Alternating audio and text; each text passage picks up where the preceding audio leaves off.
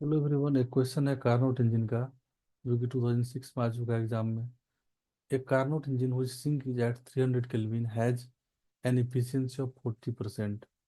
By how much should the temperature of source be increased so as to increase its efficiency by 50% of original efficiency? तो सबसे पहले हम लोग efficiency का यहाँ पर फॉर्मूला लिखेंगे। इफिशियंसी होता है 1 - T2 divided by T1।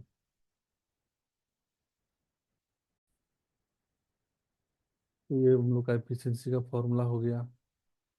First case में 40% इफिशियंसी है और सिंक का टेम्परेचर है 300 केल्विन।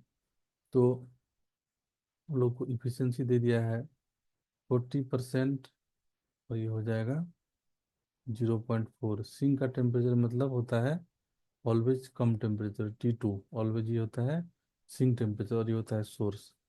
तो T2 दे दिया है 300 केल्विन, इसको हम लोग इसमें पुट कर लेंगे। तो 0.4 equal to 1 - 300 divided by T1। काफ़ी आसान कैलकुलेशन है। 300/T1 इक्वल टू 0.6 हो जाएगा। तो यहाँ से हम लोग को मिल जाएगा T1 का वैल्यू इजीली यहाँ पर 500 केल्विन। ये हम लोग का सोर्स टेम्परेचर था जब इफिशियंसी था इसका 40%। अब बोल रहा है कि कितना इसका efficiency temperature, how much should the temperature of source be increase so as to increase efficiency by 50% of the original efficiency. अब जो न्यू एफिशिएंसी हो जाएगा एन डैश हो जाएगा 40%, 40% प्लस 40%, सॉरी 50% ऑफ 40%, 50% ऑफ 40%। तो इसका वैल्यू कितना हो जाएगा? 40%, और ये 50% हो जाएगा किसका? 40% का, तो ये 20% हो जाएगा। तो ओवरऑल ये हम लोग का आ जाएगा यहाँ से 60% न्यू इफिशियंसी।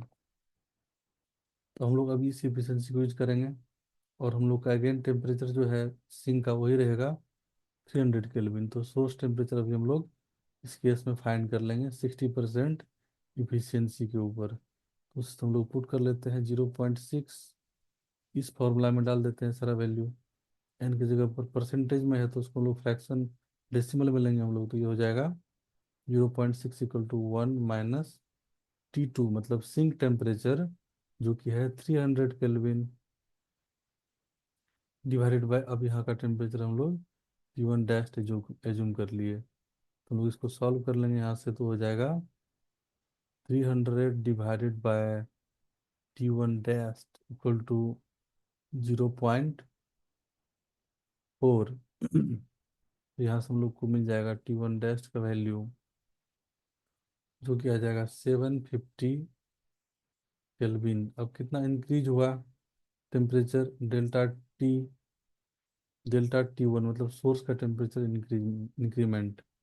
ये हम लोग का फाइनल सोर्स टेम्परेचर जो है वो मिला हम लोग को 750, माइनस इनिशियल था 500 केल्विन में था। तो अब ये हो जाएगा हम लोग का 250 केल्विन, जो कि ऑप्शन डी में है।